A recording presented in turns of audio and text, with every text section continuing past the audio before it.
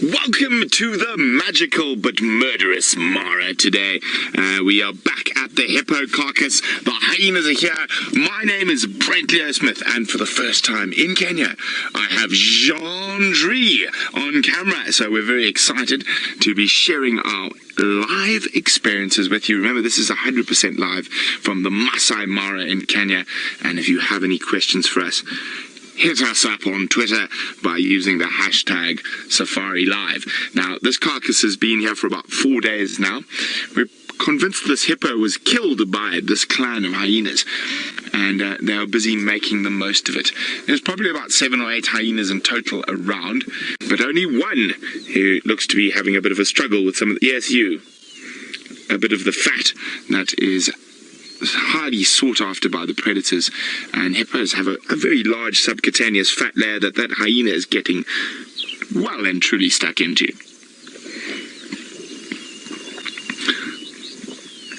Of course, at the same time, the hyena's having a spa day. This wonderful volcanic mud. I'm sure we could charge many dollars to submerge someone in it. So I'm not sure if we could do that while there's a rotting hippo carcass in it. There we go, white-backed vulture. And there you can see another hyena quickly there. There we go. The vultures are all on the ground. Kylie is wondering, does the hippopotamus smell? Well, Kylie, we could probably smell it from a good couple of 100 meters away, and let me think of how to describe the smell. If you live in a big city and the refuse gentlemen forgot to move their rubbish or remove the rubbish from the street for about a month, that is exactly what this hippo smells like. It is highly, highly vile, but fortunately we are well trained in the arts of avoiding or ignoring bad smells, because generally where there's a bad smell, there's something very interesting to look at. Now, that hippo skin is on a big male up to sort of 5 or 6 centimeters thick, and you can see how that hyena is actually struggling to cut through. It's using its premolars, which have a sort of sharpened edge, to basically like a pair of side cutters to try to slice open that thick hippopotamus skin. And I think what's happened is that they've eaten all the good bits that are above the water level as far as they can by putting their heads, oh bless you, Jean-Ray. Thank you. By putting their heads right inside. But I think all the decent bits now are below the water surface, or water's a strong word, I would say below the mud soup. And so that hyena is trying to open up the carcass a little bit more so it can probably get to some of that lovely, gooey, half-rotten, maggot-filled fat.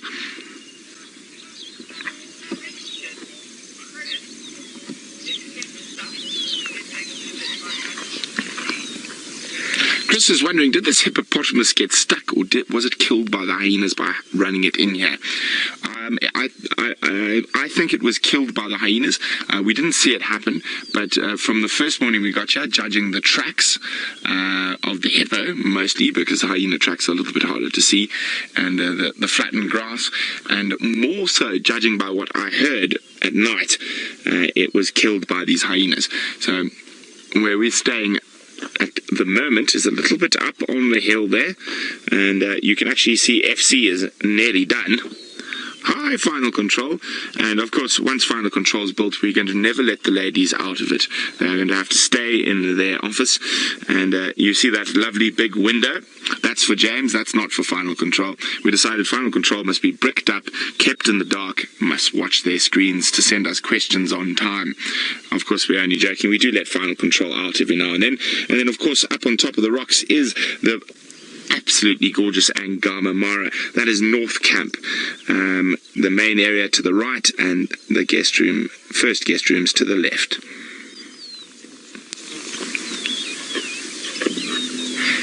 Now, it looks like a lot of the hyenas have done their feeding for the day, and they're lying with near the vultures out in the back. Oh, there's a hyena moving just to the left a little. There we go, going through the grass. You can see that a lot of them, even though they're two-toned hyenas, you can actually see the level that it was sitting in the water, even though it was a long time ago, and that one's quite dry now.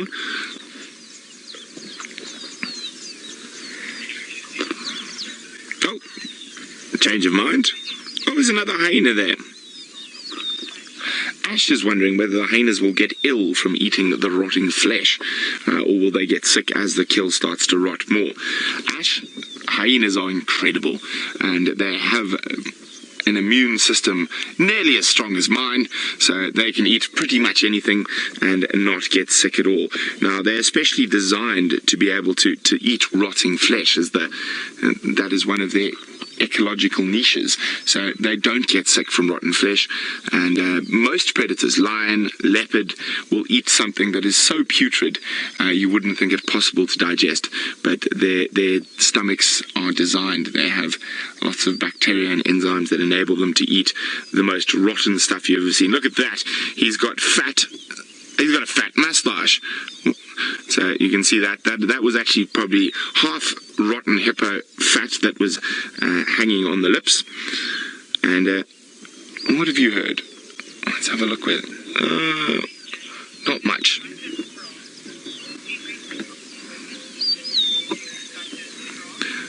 Well, a good morning to a wonderful handle, blue butter frog. It just rolls off the tongue so wonderful this early in the morning.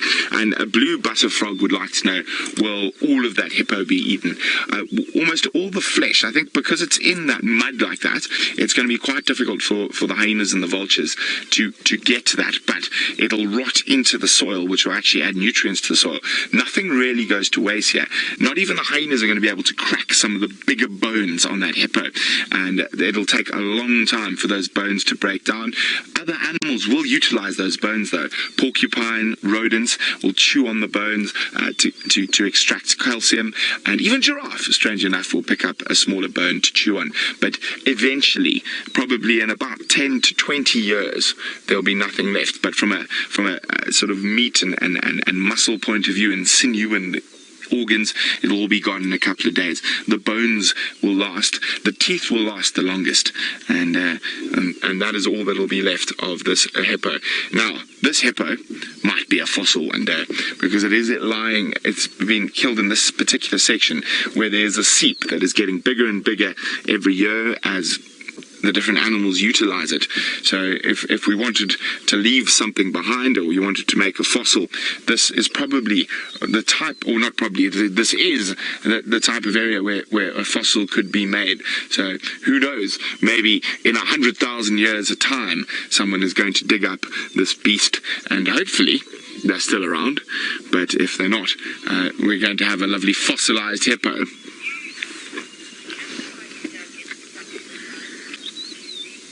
Newly would like to know, can the hyena get stuck in the mud?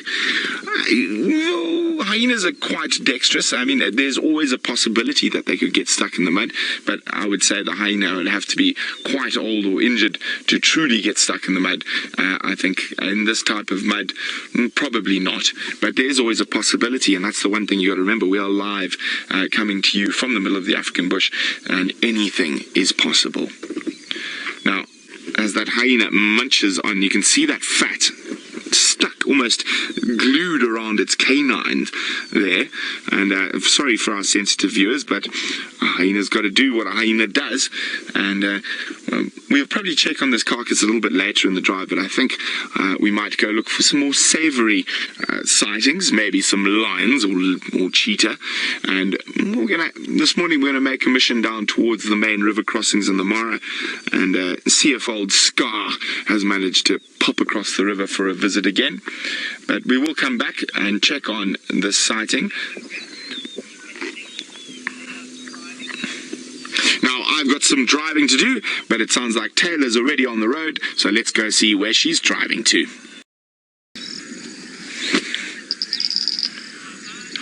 Well, we are at the most exciting exciting and one of the most monumental moments in Safari Live history.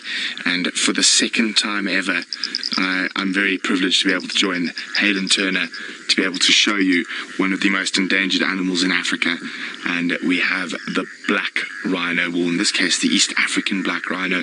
And I know there's been a lot of discussion about whether we should or shouldn't and show them, but this is a completely different ecosystem to the Sabi Sands. There's only about 30 left in the whole Mara, and they are constantly monitored every day by rangers. They know where each individual is.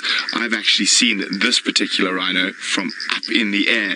It is the dominant bull that rolls around the Mara River, and this is just too exciting. I actually can't contain myself. And just one word tweet: how does seeing a rhino live in Kenya make you feel? Hashtag Safari Live on Twitter. One word tweet: how does it make you feel to see a black rhino for the first time ever in Safari Live history? Because I think the only other rhino ever shown was a white rhino. So there we go, a black rhino bull marching off into the thickets. This is just too incredible for words. Now, we've seen quite a lot of them, well, a lot of the individuals that live around here, and he is a particularly feisty character. He's got such wonderful attitude. He even gave us a little snort when we first saw him. But I think he's on a mission heading up towards directly below Ngama, where there might be a girlfriend or two, although his girlfriend in this area has got a sub-adult and is not quite willing to accept his advances just yet. This is just too incredible for words.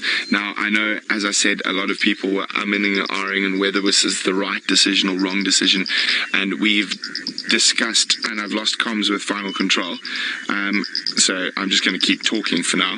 And so, there we go, they're back.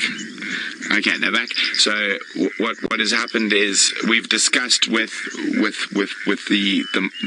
the management of the Mara and everyone. And of course, if anything changes, we will change that decision. But we're under the, well, I'm personally under the feeling that the more you know something, the more you like something, the more you love something, the more you will protect something. Oh, there we go. Our first one-word tweet from Angelina. Astounded. Yes, it is astoundingly wonderful, Angelina. And he is going to disappear quite soon into those thickets, but we're going to enjoy every last second with him while we can. Now, as I said, these rhino are actually monitored on a daily basis. Out of a 24 period, they probably have 8 hours where rangers spend time with them and watch them. And this is actually a rhino we don't see as often because he tends to be in the no off-roading zone around the Mara River. So this is extra special to see this particular gentleman as he's on his morning march. Mary, astounded. Well, Mary, I am astoundingly happy to be able to share this experience with you. And one must remember that, like animal behavior in different parts of Africa, we have different situations and different views that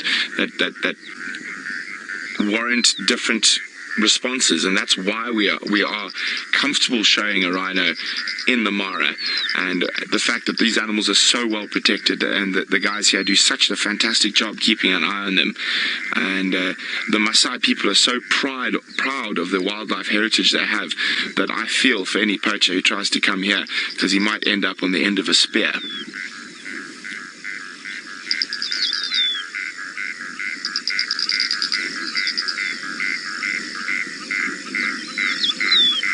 Even the frogs are giving us a slow clap, almost.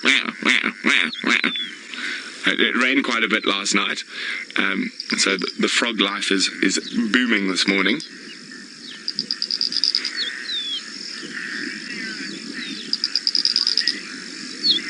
Sarah, I think Sarah's actually hit the nail on the head here in terms of that one-word tweet, honoured. I think that is perfectly said, Sarah. I'm incredibly honoured to be able to share this with you, and we're all honoured to see probably one of the most amazing creatures in the whole of Africa. I have a particular particular soft spot for black rhino in particular. Not quite as soft as Jamie. Jamie's worked with them and spent a lot of time and studying them and watching them. I've been chased up a tree numerous times by them. But there is something incredible about being able to see, and as Sarah said, we're honoured to be able to witness this rhino as he disappears into the thicket. He's about to, or is he going to stop for a snack?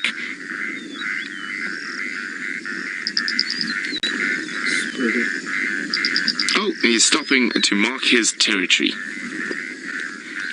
So one of the big differences between white rhino and black rhino is that a black rhino will kick its dung around, it'll spread it, whereas a white rhino will generally also spread it, but not as much. And there's a wonderful Indabella story about why a black rhino. Well, Dina, are those oxpeckers on the rhino? Yes, they are, Dina. Now, there's a wonderful Indabella story which comes from Zimbabwe about why the black rhino spreads his dung. So the black rhino likes to eat bushes, and particularly he likes to eat thorny bushes like acacias and dicrostachys. And while he was feeding, he went through a particularly thorny patch and slit open his side. And it was quite sore, and he wanted to get some stitches, but he didn't know how to stitch. So he went to the only animal in the African bush that has a needle. Who else would you go to but the porcupine? So he went to the porcupine and borrowed a quill, and he stitched up his side, and then on his way back he was carrying the quill in his mouth. And black rhinos have this particular trot, they sort of, and while he was trotting and breathing, as they breathe quite heavily, he just went, and he swallowed the quill. And he's been, to this day, too embarrassed to go to porcupine because he's never been able to return the quill.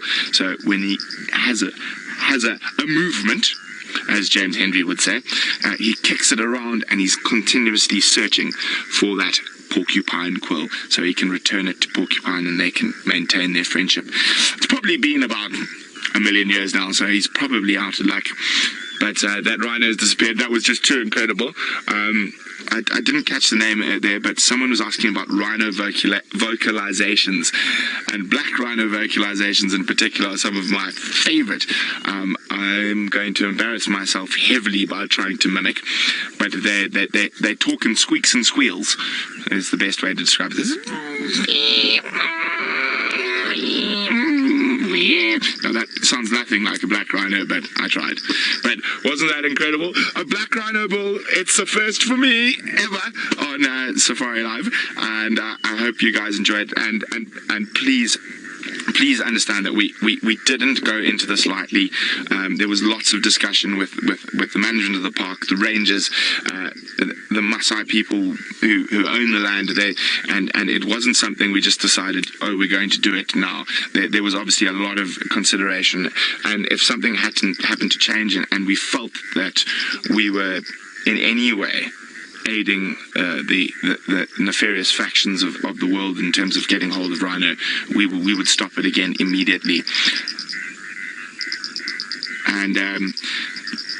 And so, as I said, it's not something we went into lightly, and we were just very honoured and privileged that we are able to show these incredible creatures.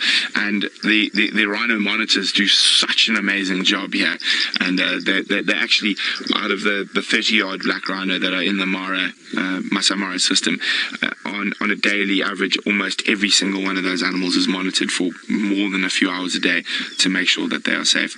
And as I said, I feel sorry for a poacher who walks into this place. He might end up on the wrong end of a spear. So, yay! Wasn't that amazing? So we're going to do a little bumble down the road. So Jandre is going to take you on a little wander around with the camera.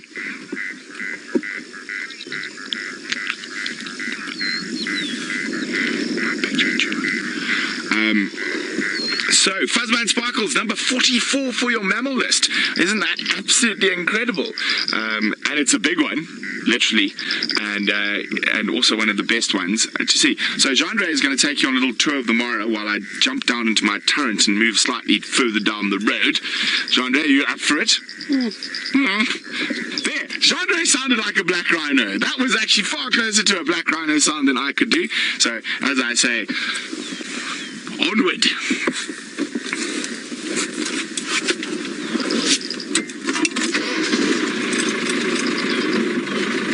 So I'm not going too far. I'm just trying to get to us to a spot where it's called Madjandege, which basically means a water bird. So we're going to try and do some birding. I'm just too excited to find lots of things. Oh! And there is a Topi. Hello, Topi.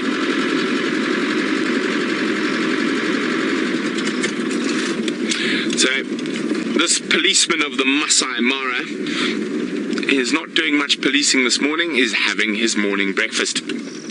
Now, it is a male Topi. They are such funny-looking creatures. And as you look carefully on his horns, there's remnants of mud, and the males will dip their horns into the mud to try and make themselves look more impressive to other males. Well, he's being a bit shy this morning and he's moving on, so we're going to do the same. While we do that, let's go to someone who's moving around in Djuma. Let's go see what Ali's up to.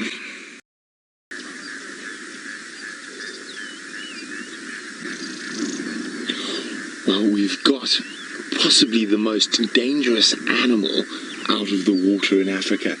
A hippopotamus, and you can see this boy has had a few wounds and battles over his day, and it's quite an old scar on his bum. It's quite cute, actually, a little pink spot, and on his shoulder, though, where that oxpecker is, there's actually a relatively fresh wound that the oxpeckers are keeping open. Now,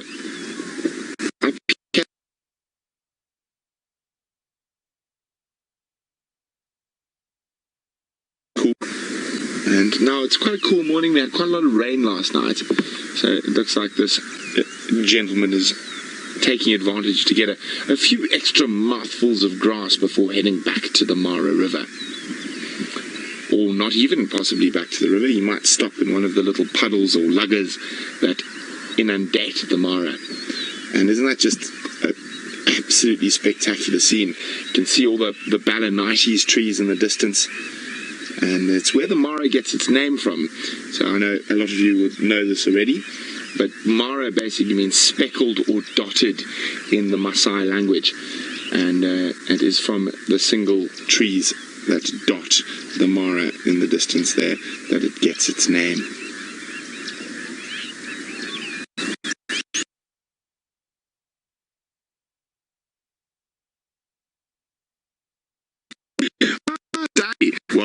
Well played.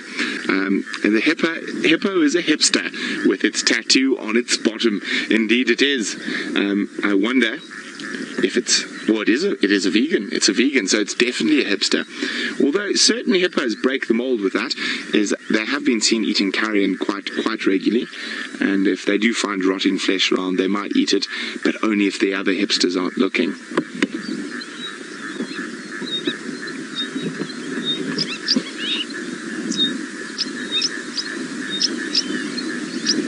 I think that poor hippo went through a lot more pain to get that tattoo than the average hipster.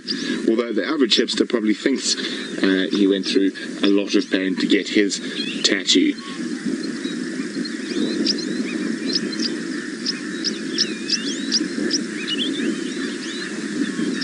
Ooh, quickly across to Taylor with an Ellie looking for some food. Mara crocodiles, and this is the big male crocodile that dominates the main crossing, and he is absolutely massive. He probably weighs about 1,000 to 1,300 kilograms, and the water is actually quite high compared to what it was yesterday. The river's come up, and I don't think we had enough local rain to warrant this rise in the water. It's from the mile high islands where the Mara River sources, and it takes about 7 or 8 hours for the rain to get down here. And normally at this time of the year, the water's a lot higher. But there we go. That is, look at that thing. It is a beast.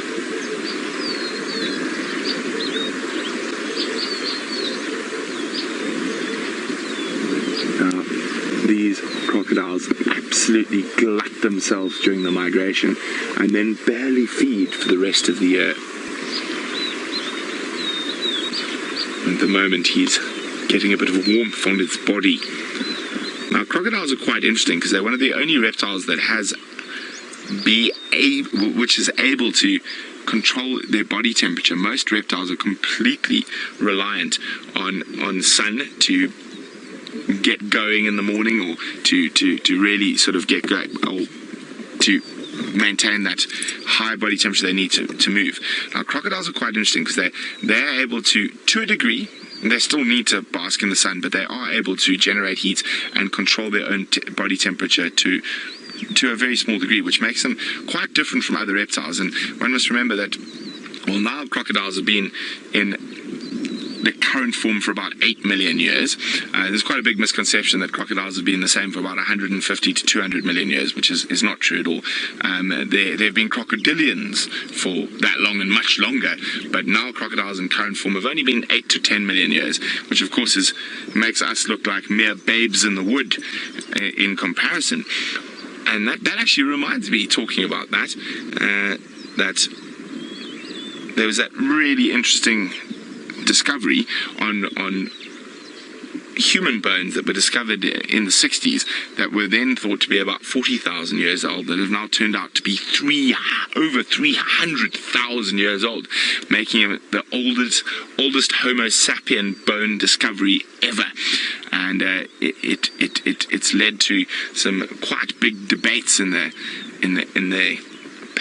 paleoanthropology world.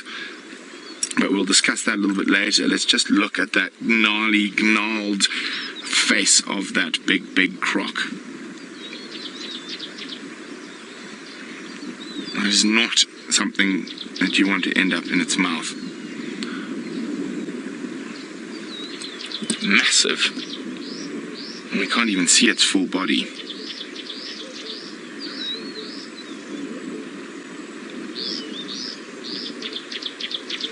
Naira is wondering what length I would guesstimate this croc to be at. Well, I would say from the tip of his nose to the base of his tail, I would say is probably longer than me. So I would say 2.5 to 3 meters there. I'd say probably another good 2 meters on the tail. So he's probably between 4 and 5 meters long. Forgive me, my maths is horrible. I think that's about 17 feet. I think. Well, if I'm wrong, correct me, please. Hashtag Safari Live.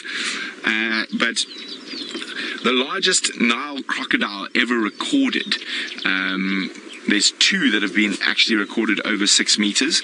One from the Congo River and one from the Zambezi. The one thing I've noticed about the crocodiles here in the Mara River is they're sometimes not as long as some of the Zambezi crocs that I've seen, but their weight, their girth is incredible. They're much wider animals. So I'd say that guy is well over 1,000 kilograms. Now the males get quite a lot bigger than the females, and quite interestingly crocodiles can be very territorial, but it seems in the Mara they're even more territorial, because of course the main crossing points is the spot to be. That's where you're going to get the most food and only have to feed once a year.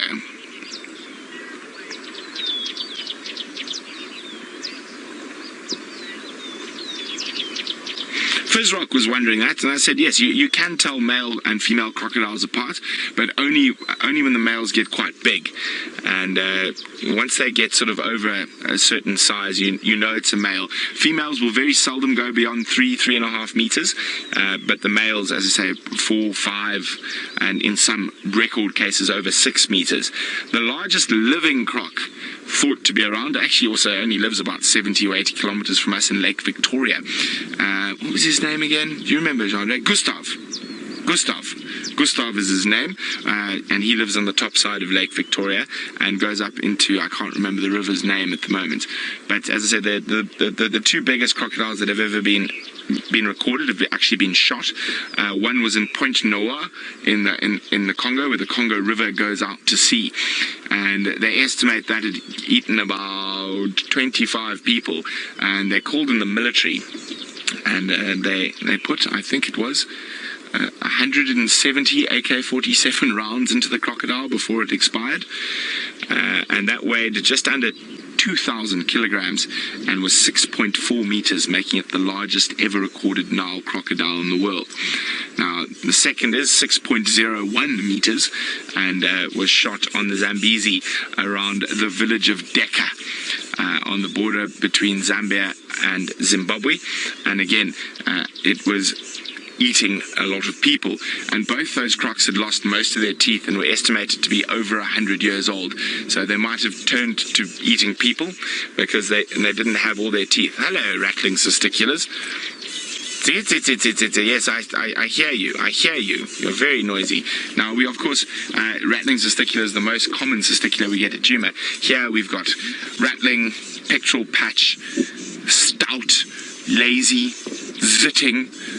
So there's quite a few testiculars, and we obviously will try show. Oh, I'm going to move for Jean-Ray to catch the yellow-manted widow bird because it's so pretty. Okay, bye, I'm going down the torrent.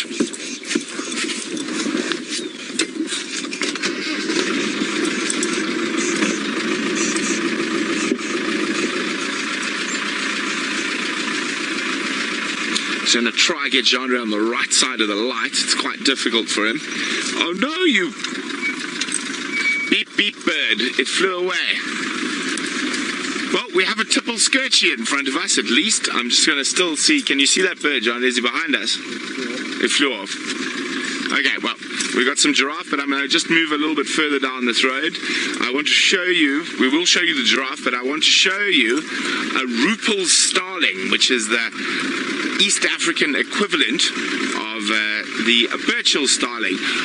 Don't tell the Birchill starlings at Djuma, but I think the Rupels is better looking. Now, it's the pale eye they have. You've got them there, Jean-Ray. There we go. There's a pair, so they're very similar sized to the starlings. Now, you can see on the back one how pale that eye is, and it's, oh, there we go. Thank you, Jean-Ray. Look how gorgeous they are. Jean-Ray, do you think if I get a bit further forward, I might get better light for you? No, forward will be worse. Forward will be worse. Oh, fish eagle coming in, Jean-Ray. There we go, African fish eagle. Oh, wonderful camera work. Wow, awesome, Jean-Ray. Oh, and I've lost cell phone connection with Final Control. Hopefully they'll phone back shortly. Oh, there we go. The Rupels, there we go, they're phoning back, have put themselves in a better spot. Oh, sorry, Final Control, it's in my pocket. I'm getting it. I'm not ignoring you. Hi, welcome back to the Mara. There we go, there's the Rupel starling. So they fall the same sort of niche as the Birchill starlings in South Africa, but I just think the pale eye makes them so much prettier. They also do have a slightly nicer colour sheen to them, or maybe I'm just biased. And of course we have the tipple skirchies off to the left. There we go. Named after Count von Tippelskirch.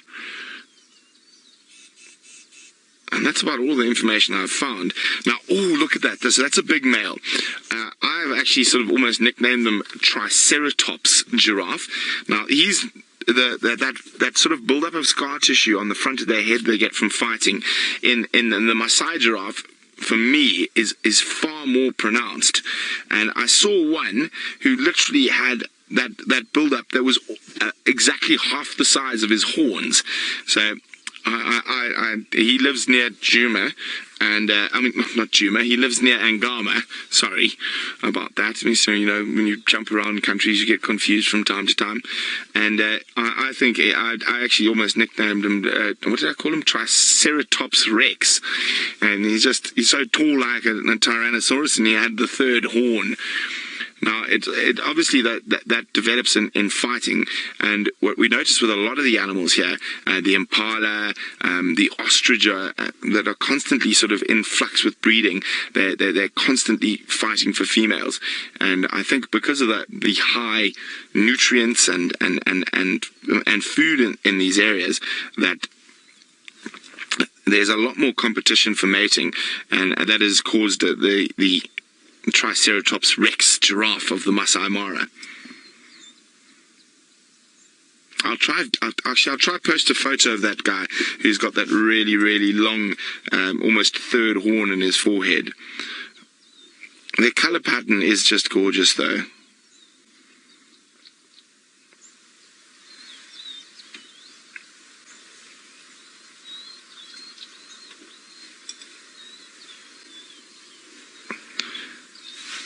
Okay, well, we're going to keep moving along the edge of the Mara River, and we're still hoping to find a member of the Paradise Pride, or Scar.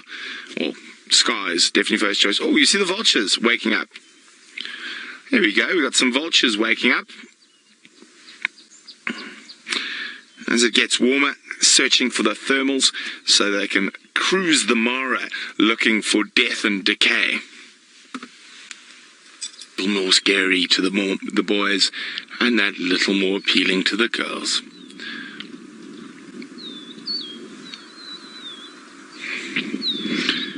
Hey, Tope-Tope, but topies are not the only animals we've got here in this very spot. We have got a very disgruntled looking gentleman. Here we go, a lovely East African buffalo bull. Now, I really feel sorry for these guys out here, because the amount of flies they have to deal with is insane. It looks like his horns are actually alive, and you can just see those flies moving all over them. And they are just absolutely littered in biting flies. So I think they might be slightly more grumpier than the ones at Djuma. Well, they certainly look at you like they are. And then I'm just going to move the vehicle forward a little bit, and it is, I think, definitely becoming one of my most favorite creatures in the whole world. And they just have such strange looks on their faces, and it is the Thompson's gazelle. Hello, Tom-Toms. And I didn't actually notice it properly till Jamie pointed out to me. She says out of all the antelope she's ever seen, Thompson's gazelles have the most deformed or oddly shaped horns. Then, ooh, that's quite sticky there, I'm not going to go all the way down. Then other antelope. So there they are. Tired Tommy. And she doesn't even have horns, it must have fallen off.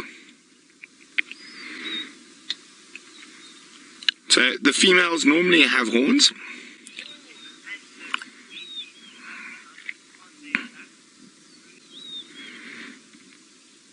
So Ruth was saying, do all antelope species have the hump on their back? Well, if you have a look at these Tommies, you see there's very much not a hump. Topi is an oddly shaped species. It's not actually a hump, it's the high shoulder that you're seeing there. But when you see a hump on an antelope, it is normally its shoulder. That's a little boy to the right. You can just see by the thickness of the base of the horns. But if we go across to the ones to the left slightly, Genre, you can see those funny horn shapes there. Well, she's got one there as well. Those funny horn shapes that the female Tommies seem to have.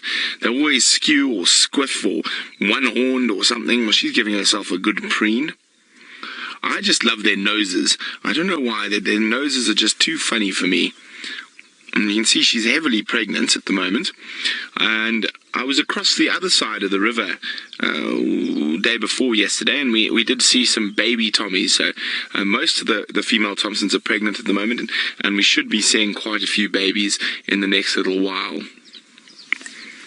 And if we keep going there's one with very squiff horns a little bit further to the left. A little bit more.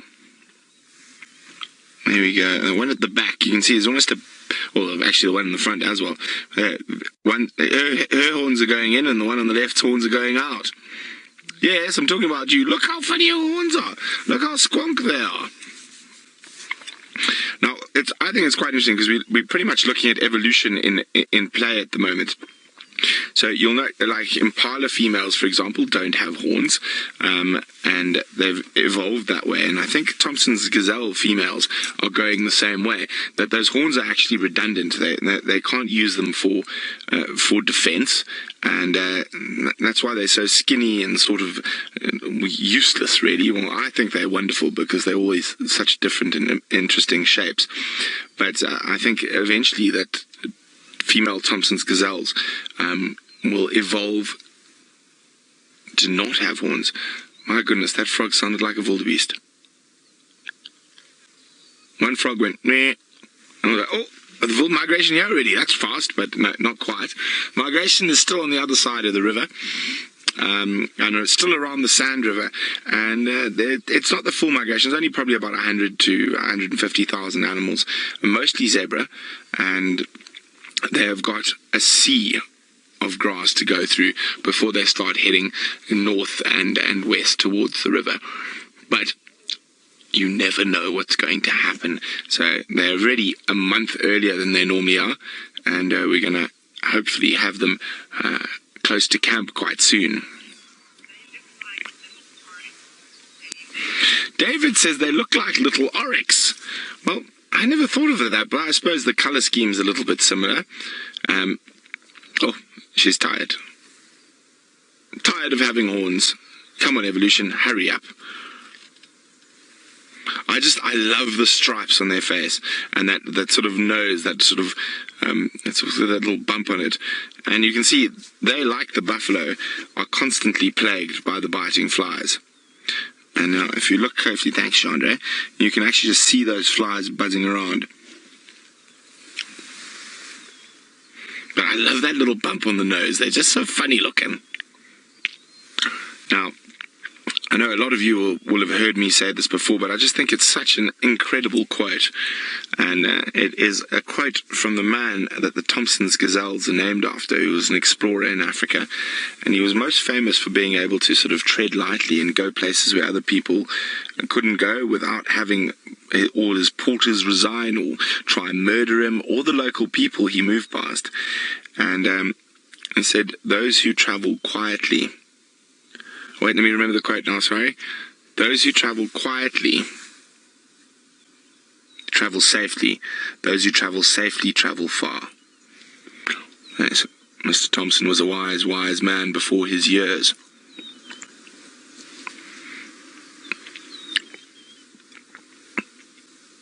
And we have some impala off to the right that are having a bit of a tussle. Youngish boys, and there we go. Hi, boys. See, now those would be considered massive horns on a South African impala, but they're quite small on the East African scale.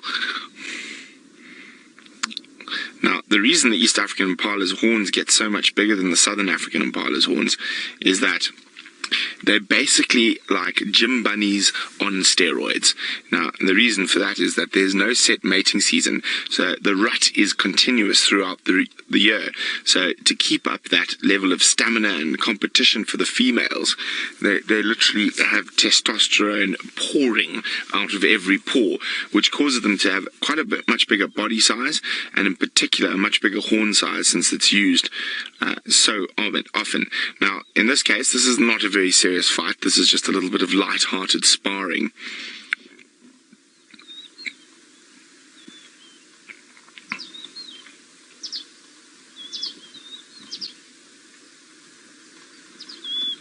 Oof, that was a bit more serious. But the reason I say it's not so serious is because there's not a woman in sight. It's all about showing off at the moment and practicing for the big show. So they're all part of a bachelor herd. I can't actually see the the herd of females yet, so this is all practice when they got to take on one of those East African beasts who controls the harem of females.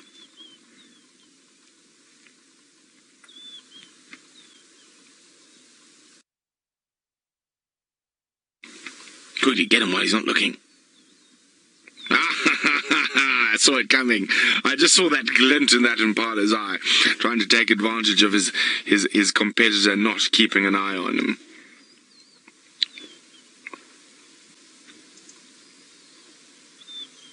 Males yet, so this is all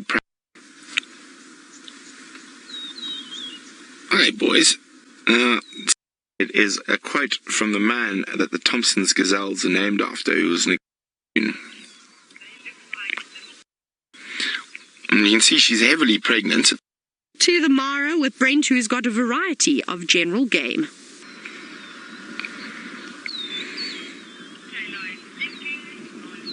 Well, we have a Dopey. And you can see actually the mud on his horns that he's buried into the sand to try and make himself look that little more scary to the boys and that little more appealing to the girls.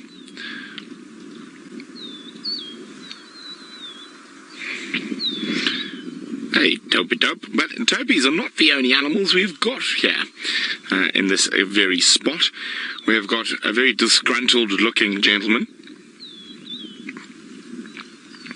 Here we go, a lovely East African buffalo bull.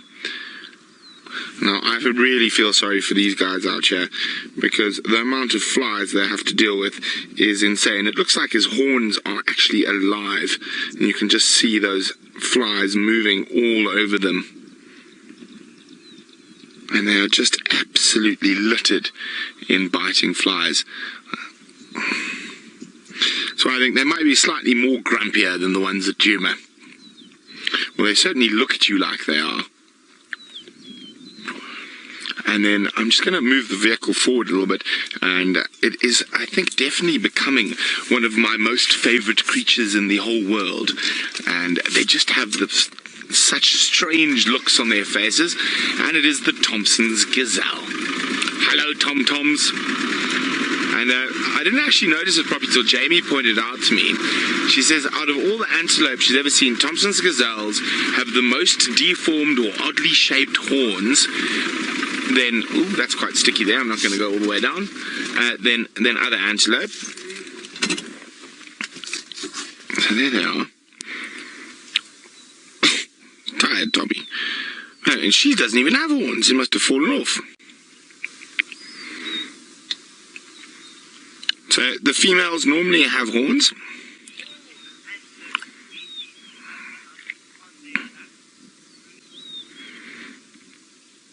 So Ruth was saying, do all antelope species have the hump on their back?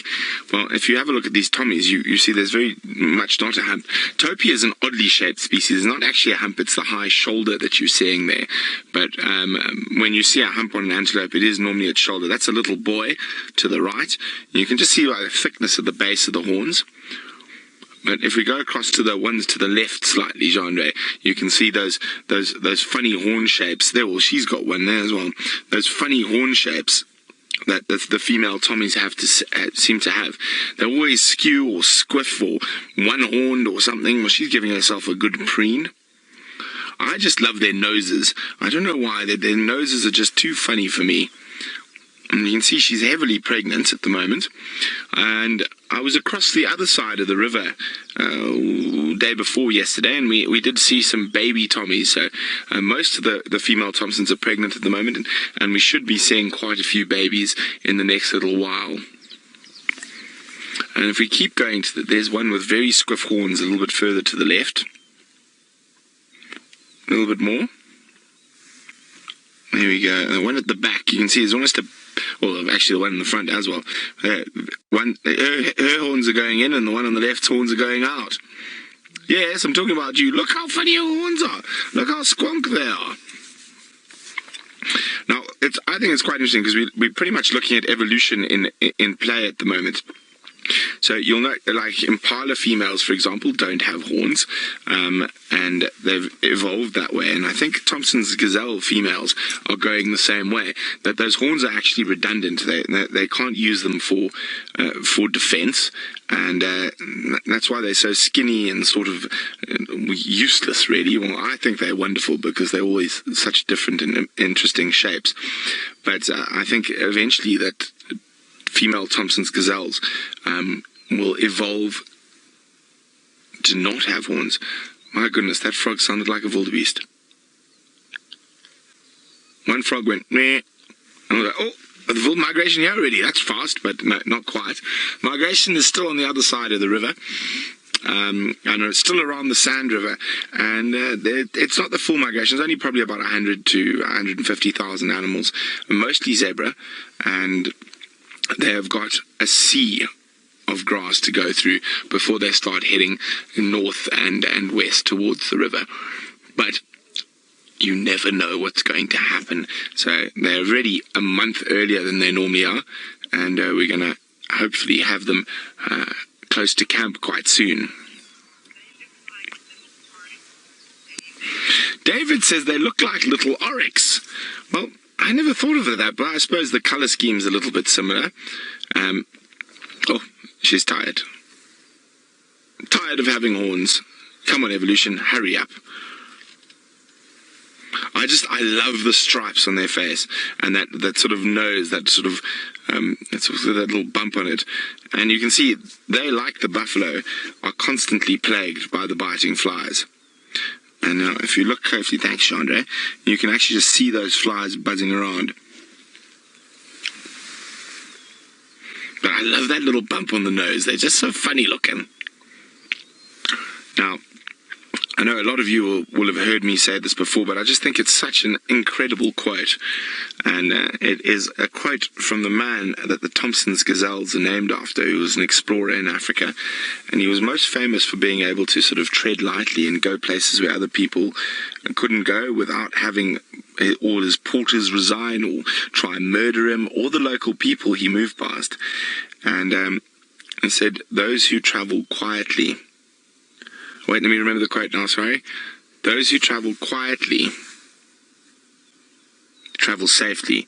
Those who travel safely travel far. Yes, Mr. Thompson was a wise, wise man before his years.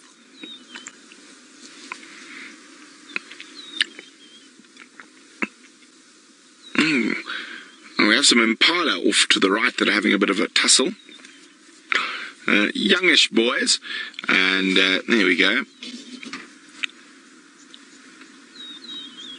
Hi, boys. See, now those would be considered massive horns on a South African impala, but they're quite small on the East African scale. Now, the reason the East African impala's horns get so much bigger than the Southern African impala's horns is that they're basically like gym bunnies on steroids. Now, the reason for that is that there's no set mating season, so the rut is continuous throughout the year. So to keep up that level of stamina and competition for the females, they literally have testosterone pouring out of every pore, which causes them to have quite a much bigger body size, and in particular a much bigger horn size, since it's used so often. Now, in this case, this is not a very serious fight. This is just a little bit of light-hearted sparring.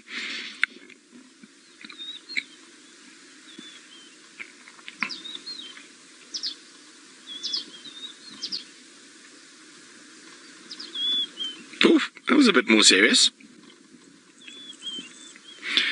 But the reason I say it's not so serious is because there's not a woman in sight. It's all about showing off at the moment and practicing for the big show. So they're all part of a bachelor herd. I can't actually see the herd of females yet, so this is all practice when they got to take on one of those East African beasts who controls the harem of females.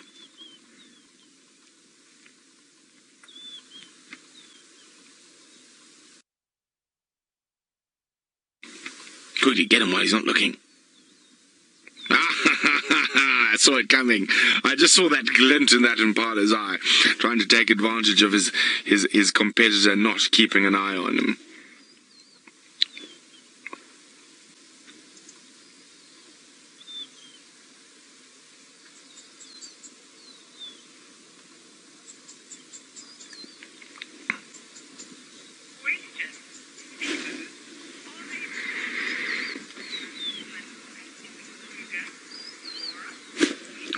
Nico is wondering, are the impala as common here as they are in the Kruger? Not as common, but they are still very common. I'd say they're the second most numerous antelope after Tommies. But they are quite common, but sometimes in the really big seas of grass, you don't see them too much. They do like to have a little bit of bush cover around as well. So along the river, very common. Probably actually more common than the Tommies around the rivers.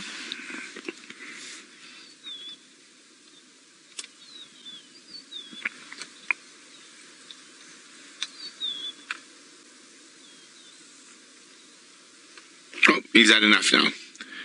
Oh, or has he? No, he's coming back. No, what's he up to? Showing how fleet of foot he is. Dance, float like a butterfly, sting like a bee. Just to make sure no lion or cheetah is watching you, because otherwise you'll be dinner. Now, predators will often take advantage of male antelopes sparring or fighting, because they're often quite so focused on fighting each other that they don't notice a 400-pound lion sneaking up on them.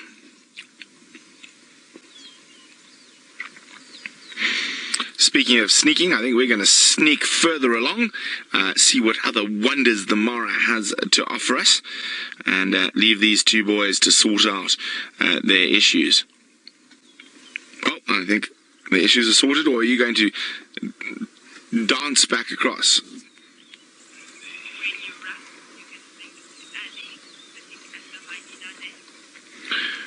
Well, there we go. It's all over. We're going to keep moving, and it sounds like Ali has gone towards